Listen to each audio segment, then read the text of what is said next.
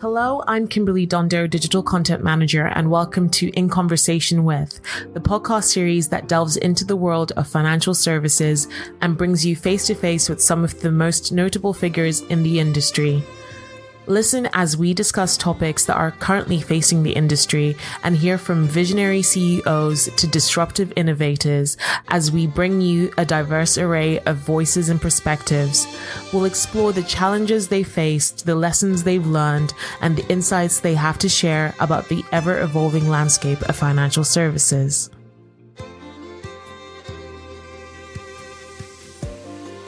So welcome everyone to the Money Marketing Podcast. I'm Tom Browne, editor of Money Marketing, and this is a discussion about something that's been at the forefront of everyone's mind for the past 12 months as the implications for financial advisors and client outcomes has started to filter through. I'm referring, of course, to the consumer duty.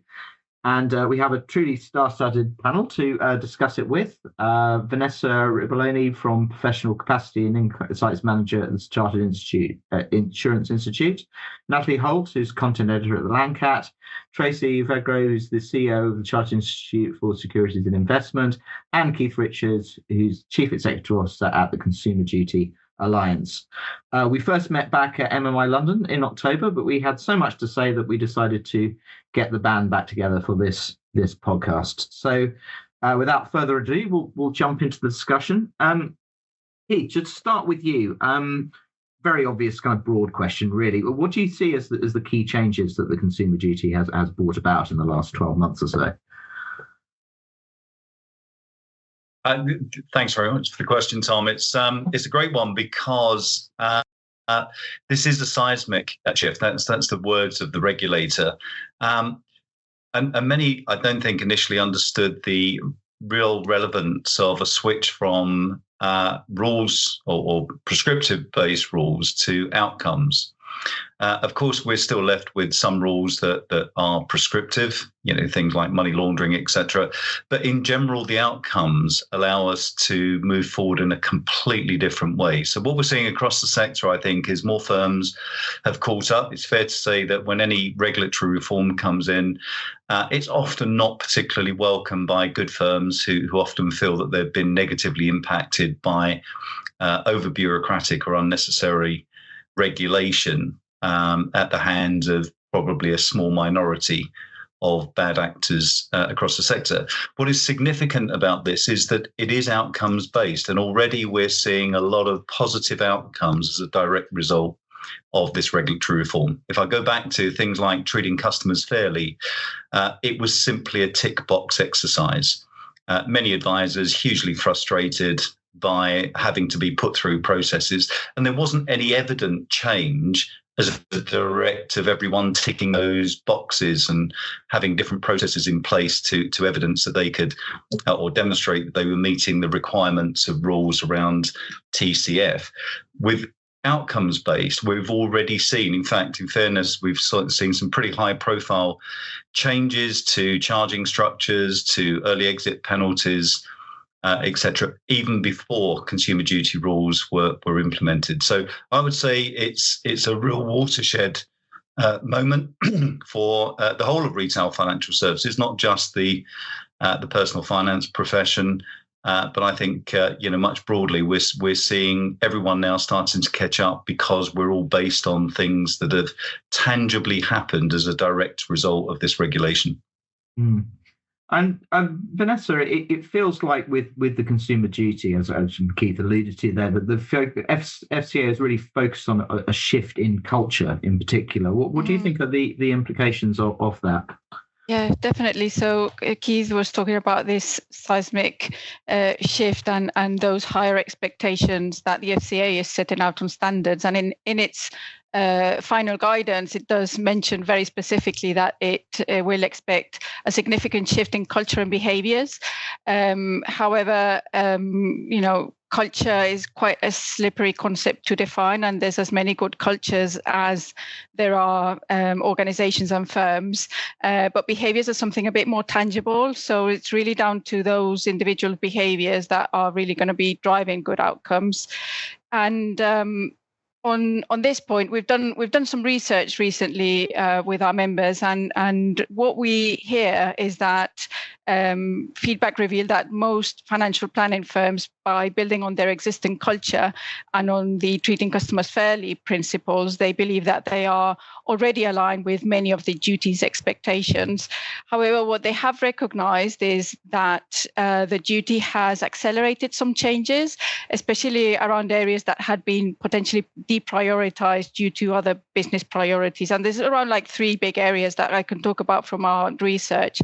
One is around increased client centricity, with many firms intensifying efforts to understand what clients value, aiming to improve service delivery and refine those existing positive aspects. And this translates in things like simplifying suitability reports and ensuring that language is accessible, for example.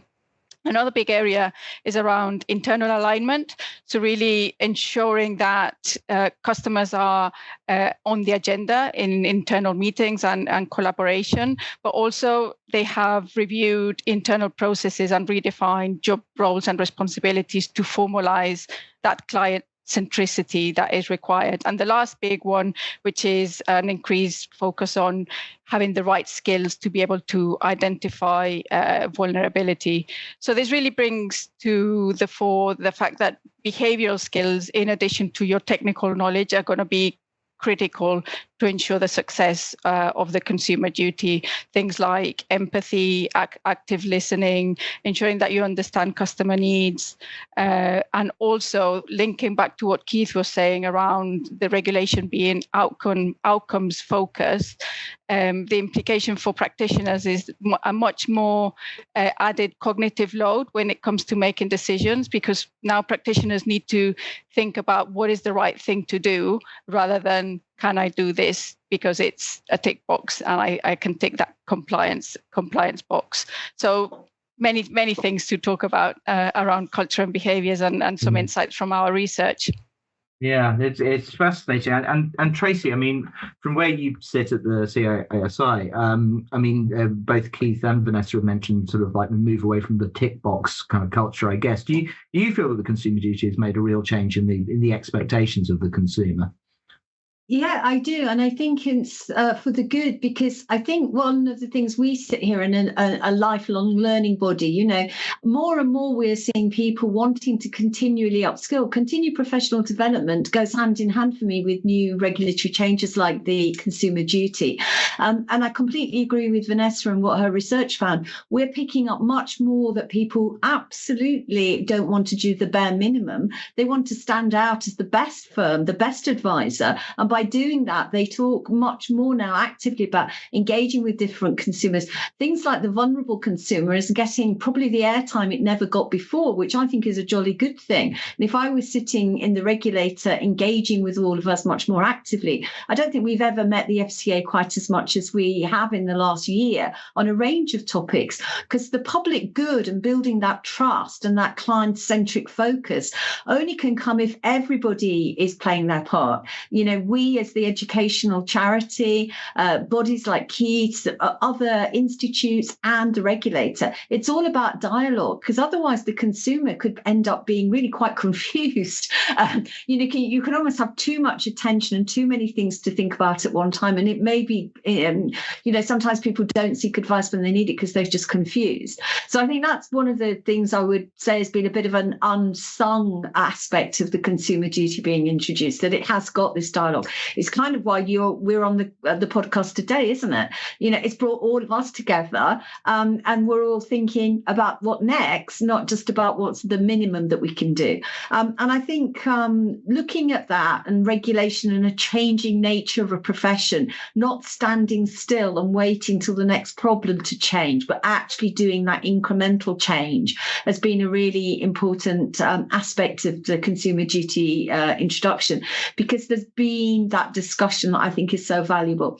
The other thing I'd say that I'm not sure was an intention of it is probably many consumers have heard of things like the financial ombudsman and the complaints process in a way they may never have heard of. So actually, if we can see that these kind of discussions also lead to people understanding that that there is a process if they feel something's not gone well or they've not been treated properly as well. So that kind of ecosystem of how people can be confident about taking taking financial advice and getting help when they need it, and that there's a whole ecosystem around it, I think has not been ever thought about before. And I think it's been, again, an unintended consequence in a possibly better way than you might think of the introduction of Consumer Duty.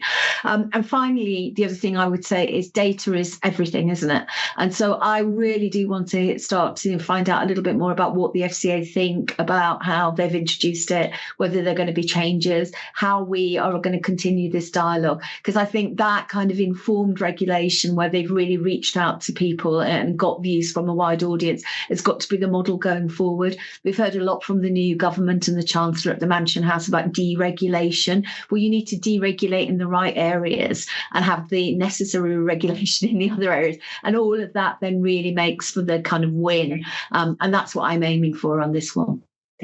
Yeah, well, we can maybe come back to a bit more as to where we go from here now. But Natalie, I mean, you know, as our previous speakers have outlined, I mean, there are plenty of positive things to say about Consumer Duty, but there has also been some sort of skepticism too. I mean, there always is. I mean, we've seen that with our readership. You see some of the below the line comments, not that I necessarily take my wisdom from them, but then the knock-on effects, as Tracy say, maybe some of the unintended consequences. How do you assess it from where you're sitting? Thanks, Tom. Yeah, so it's all been very glass half full just now, and I don't disagree with any of that. I think Consumer Duty has broadly been a force for good.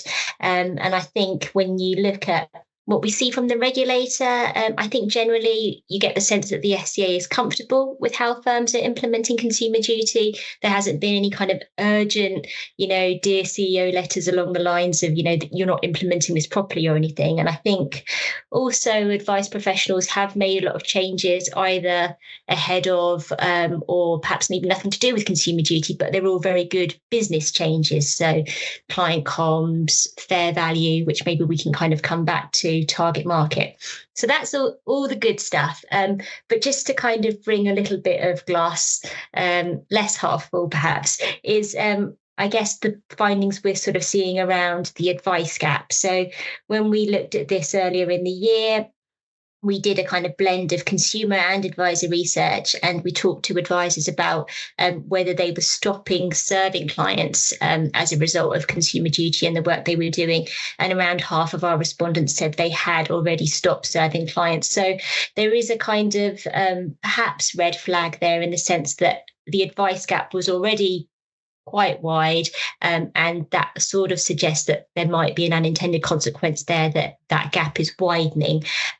So I think that's just something to be mindful of. I mean, Consumer Duty wasn't designed to solve the advice gap, but it is something to be mindful of, that's the real behaviour that advice professionals are taking in light of understanding who are the profitable clients to serve, because ultimately advice professionals are businesses at the end of the day, aren't they?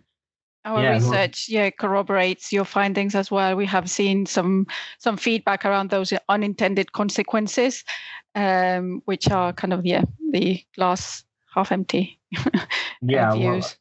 Well, we saw. I mean, there's been some research. I wrote a leader about this a month or two ago about a study by Spark Money people that sort of looked at maybe some of the unintended consequences of Consumer Duty, and this thing about the widening the already considerable advice gap as a potential unintended consequences. Keith, I'm sure you have plenty to say on this matter. What's your take on this? Yeah, I'd like to offer an alternative, actually. I think what advisors have done is properly segmented. And so what I've seen across a large range of small to actually medium-sized advice firms is that by stopping is in recognition not every client needs the same level of ongoing service at the charge that you make. So actually, I would suggest that we've seen an improvement to the advice gap, because we're not charging consumers anymore for services that they don't really value. So the difference between people talking about the features of an ongoing service are very different from the benefits of an ongoing service. So I've seen that transition, and we've helped a lot of firms think about good practice. On the platforms, most of the platforms will tell you So I spent 3 days chairing the judging of the platform awards. And one of the significant trends was the amount of advice firms that have actually looked at platforms to use what they refer to as a light touch ongoing service. So what you would expect within the lifetime experience of some clients is that they get to a stage where they don't need that annual review, and therefore actually you shouldn't still be charging them for a gold standard service. So some advisors are already going back to that principle of not everyone needs the same level of service all the time, but actually life circumstances change where actually someone that was a bit more passive all of a sudden needs a lot more active support in their financial planning. So what I'm seeing, Tom, is I'm seeing it the opposite. So Natalie may well be right from your research, but I think asking the question of have you stopped serving certain segments of your long-term clients, actually the answer should always be yes, because the dynamics are going to change on the need for the level of service. That's very different from some that specialize in, professional footballers or uber high net worth. But I think generally what we're seeing across the market is that proper rebalancing, and this comes to the point about fair value.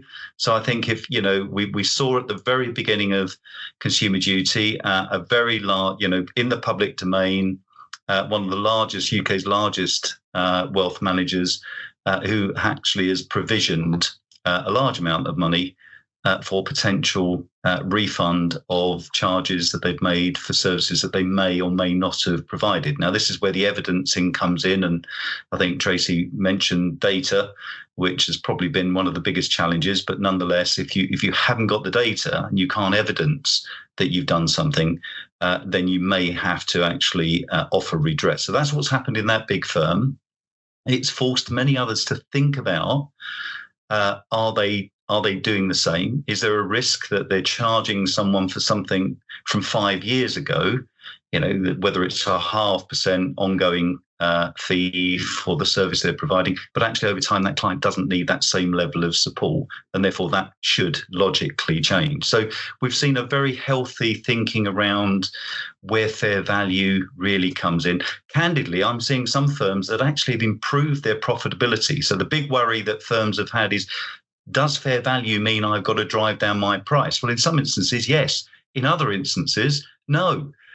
In fact, you're undercharging for the services that you're doing. So when you pay attention to the process, decisions that we may have made this time last year that were very relevant often might become less relevant, and therefore you change it. So good businesses often will do an annual review because they find that there's things that they've good decisions they've made along the way that become less relevant, and they need to actually stop those things and do something different.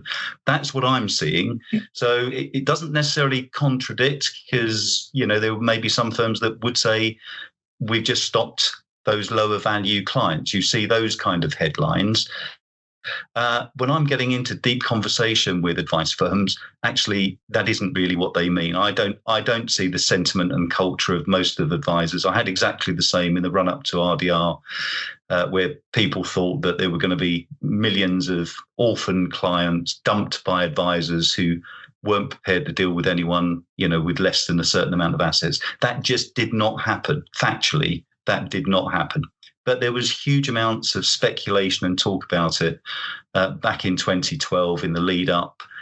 It just did not happen. And I'm not seeing that happening today. Advisors are personal. So the big difference between small firms and one of the things that's really important for us to recognize, the FCA have now publicly recognized that there needs to be proportionality for small firms.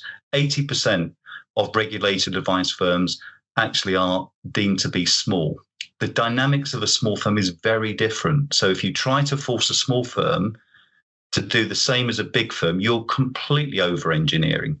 And only yesterday we had the regulator having exactly that conversation with some of the largest IFA firms in the sector, and actually now grappling with how do we help firms really understand what proportionality means.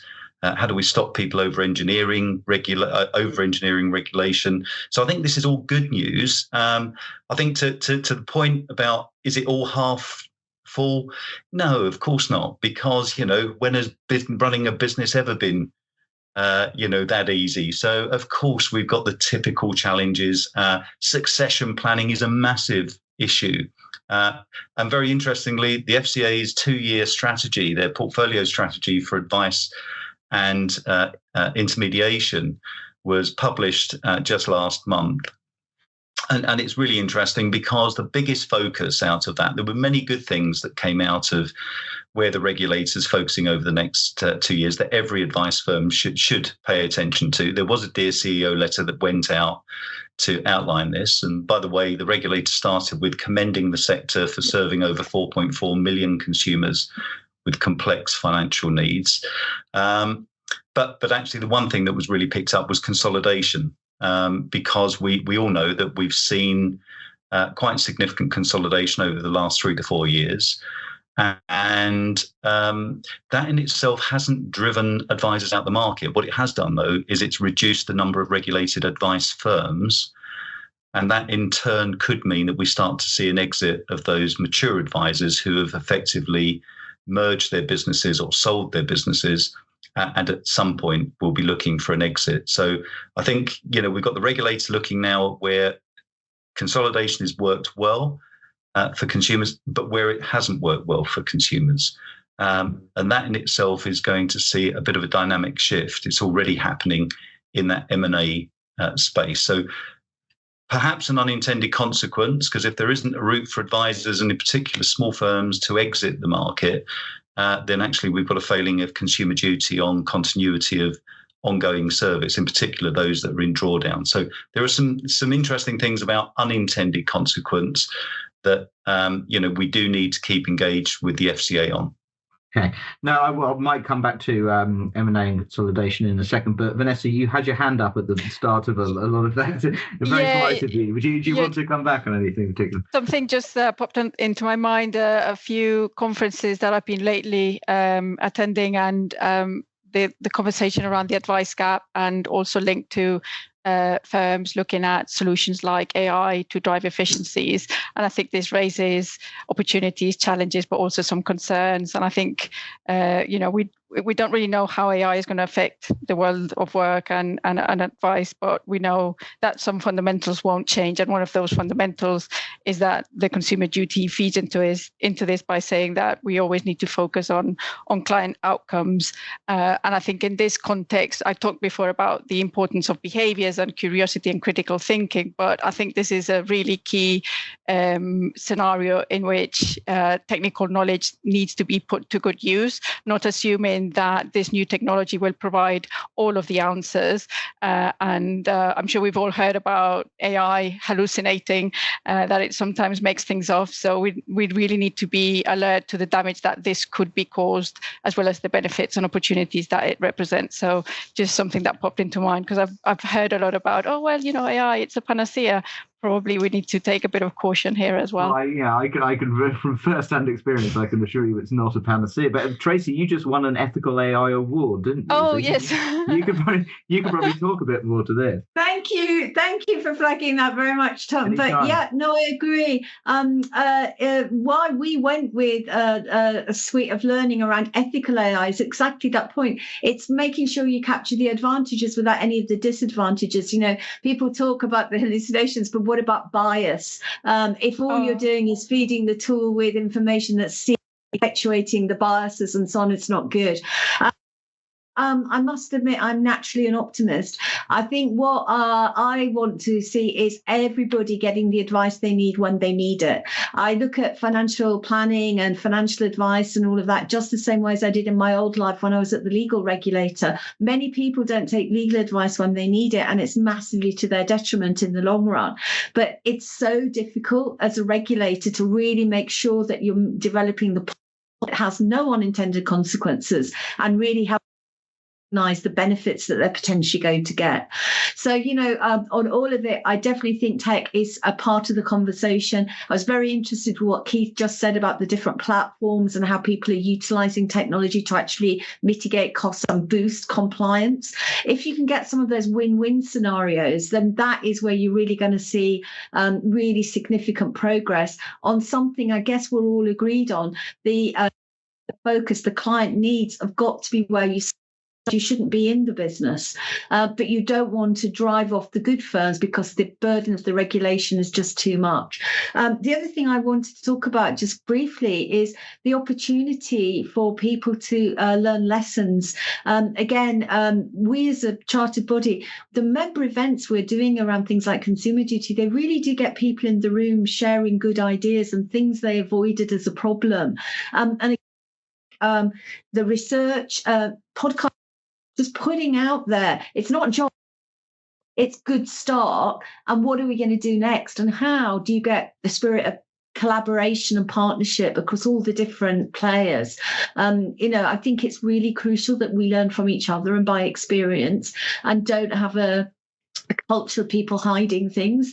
That's when the scandals usually happen, isn't it? So I think on this one, keeping this topic at the top of everything, whether it's through a data perspective, an perspective, or just actually sheer behavioural, it's all got to be continue the dialogue.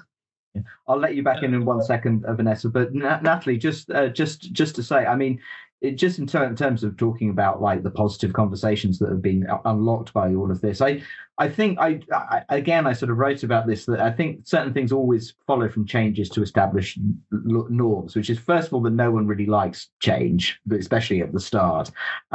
Second, there are always unintended consequences, and we touched upon that. And secondly, and finally, it always takes a while for any sort of benefits to sort of accrue. So do you think that maybe sort of evaluating the success of consumer duty now, sort of everyone wants to write the 12-month, 1-year anniversary pieces, but it all might be a bit premature in terms of, the impact it has? Yeah, I suppose with any kind of far-reaching regulation, it's a kind of long tail, isn't there, of impact. I think when I look at kind of what we're seeing more recently, so Keith talked about value, and I think that's probably the area where, if we're talking about next steps with some of this stuff, obviously, I think probably people have heard quite a lot that consumer duty isn't a one and done thing. It's supposed to be embedded in your firm. So I think when I think about the work we've done around value and meaning of value, with Royal London in particular, I think that those are all really good indicators. So the positive impact is already there to some extent in terms of when you ask consumers, are they satisfied with the advice they get? Do they value it? We've kind of carried out that research 2 years in a row now, and we are, even though it's early days, starting to see a kind of year-on-year increase, and that's post-consumer duty. So that might not be because of, but it might all kind of be helping. So I think advisors are still broadly supportive of this, as much as they might like to kind of bemoan change. A lot of them have taken it as an opportunity to kind of make positive changes, but I think they do want more help in that fair value assessment piece of work. So to Keith's point, if I'm a small firm, how much detail do I need to be going into in those fair value assessments? And that's not going to be the same as, a really kind of national firm with loads of reach and servicing kind of different types of clients. So I think that's probably the area where we would like to see the FCA provide a bit more help, just in terms of what do they want to see from firms on fair value, and just kind of endorsing all the good work they've done so far, I guess. Excellent. And Vanessa, I said I'd let you back in, but also on top of whatever it is that you want to say now, just to Natalie's point, where do you want to see sort of consumer duty sort of like go next? And I'll come to Keith and Tracy on that. The first bit, I just wanted to underscore what Tracy was saying around the importance of dialogue and having the consumer duty in conversations, and this was very much came apparent in a post-mortem roundtable that we did just after the submission of the first board report, where the people that attended the roundtable were saying, it's been a lot of work to gather metrics and to gather outcomes evidence to put in the board reports, but this is not really what has driven change. What has driven change has been that it's on the agenda, the consumer, the customer, the outcomes are now on the agenda, and those are the things that have made us think about what is the implications of what we do and the decisions we made. Just to reiterate that point. And in terms of where I see things moving forward, I think, my area of research very much focuses around the culture and the behaviors that are required. And I think I'd like to see more of that emphasis on behavioral skills and understanding, not just, and placing more importance on the competence side of things, of training and competence, rather than just on the training, because the training you can tick box, but the competence is the outcome focus. So I think that's what we really need to focus on for the success of the duty, on competence rather than just the training. Tracy, do you agree with that? I tell you, where would you like it to go? Yeah, I agree with all of that. I come back to my point about, data. What are the expectations? I want to start hearing from regulators a lot more about time, not a massive review. Where you could get an active dialogue and updates and stuff, sharing the good things and the things that haven't gone well. You learn so much more, don't you, from the glitches? And I think there's a huge reluctance to believe that something might not have gone perfectly. But that's the bit where, again, sharing that, you really could get lots of people not making the same mistakes. I agree with everything Natalie said too about, how do you define a concept like value? Fair in what? Is it just monetary cost? Is it hours of help given? Is it, you can contact me at any time? What? Yeah. I'm not knocking the FCA for having to introduce it in the way they did, but all of it is going to be about the incremental improvements, isn't it? And to do that in a spirit of collaboration. That's the word for me on all of this. Otherwise, it's just another kind of change that people move on, and you don't want this to be to really stimulate that behavioural change, that slightly different culture from advisors where you're putting the client first. And I think there is that sort of sense of value in pounds and pence, and also the unmeasurable value of advice. And so that peace of mind, that comfort, that reassurance, advisors are kind of delivering that in bucket loads to their clients on an ongoing basis. But how do they prove that? And I think when we speak to firms, that's the thing that they're struggling with, is they genuinely know that they're delivering good client outcomes because clients keep coming back to them. So that's great. But how do they prove it beyond a kind of generic client questionnaire? I don't think firms are that sure on that front. Keith, do you want the final word before we wrap up? Yeah, sure. The significance of this is that everyone has now been empowered to do the right thing. And actually, I think the FCA some of the terminology that was used around annual board report, it's not an annual board report. It's an annual report, because 80% of regulated advisors don't have a board. So they can't possibly have a board report. So some of the language that we use is not particularly sector-centric, in the sense that it goes completely past them. But for big firms, of course, it was easy to turn the annual report into an annual board report, because they always have annual board reports, and they'll do an annual strategy that the board signs off. So this proportionality bit is really important. The significance of this, and that we're now seeing, is Natalie's right. Firms, we all grapple with change because we're not quite sure. When things seem to be working well, clients are happy, and then you're kind of being challenged to change things, you're not quite sure what it is you've got to change until you actually dig a little bit deeper in the weeds. What I'm finding is we do know what fair value means. You can do a simple assessment on the clients that you're providing an ongoing service for, and you know exactly how much they're being charged for it. And then you can, only you, not the regulator, because they're not a price-driven regulator, they can't dictate how much you should charge your clients, but you can. So you can determine whether one client that's paying £10,000 a year for an ongoing service that's you've spoken to twice, you provide the annual reviews, and you do the once a year suitability assessment, is exactly the same as you do for another client that you charge £6,000 a year. Now, you as a firm have got to determine whether one is getting £4,000 of extra value just because they like you and they've recommended you to other people. So I think, where the challenge I would place on the sector is we own outcomes-based regulation, always have.